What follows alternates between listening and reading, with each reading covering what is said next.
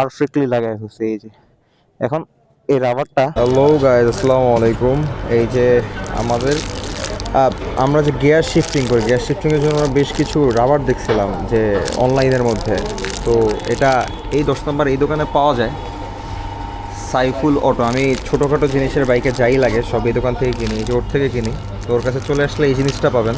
তো আমরা আজকে দেখাবো এই জিনিসটা কেমনে লাগে। আর এই জিনিসটার জন্য জুতাতে হচ্ছে আপনার স্ক্র্যাচটা পড়ে না আর কি। তো এখন দেখাবো কীভাবে লাগে। এই যে আমার বাইক, তো এই যে এইটা এখন লাগাইতে হবে। তো এখানে লেখা আছে পুল ফ্রম হেয়ার।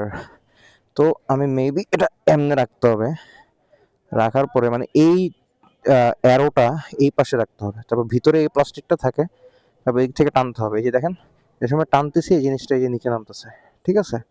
তো এই যে এখানে রেখে তারপর আমি টানবো টানবো এই যে এখন আরো টানবো। এই যে লাগা শুরু হয়েছে, লাগা শুরু হয়েছে, লাগা শুরু হয়েছে। এই যে ভাই,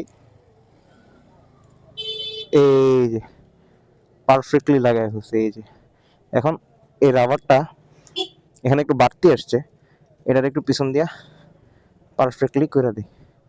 এই যে করে দিলাম। এই যে এখন এখন আমি যে সময় গিয়ার শিফট করবো এদিকে পা দিয়ে, তো তখন কোনো ইস্যু হবে না। আমার জুতাতে কোনো স্পট পড়বে না। আমার অলরেডি 2টা জুতা নষ্ট হয়ে গেছে, না একটা নতুন জুতা কিনছি, ওটা যদি নষ্ট হয়ে যায় এর জন্য আর কি। তো এটা খুব কাজের জিনিস। এই যে ভিতরের প্লাস্টিকটা, তো এখানে আমি কিনছিলাম এই সাইফুল অটো থেকে। 100 টাকা নিছে জাস্ট।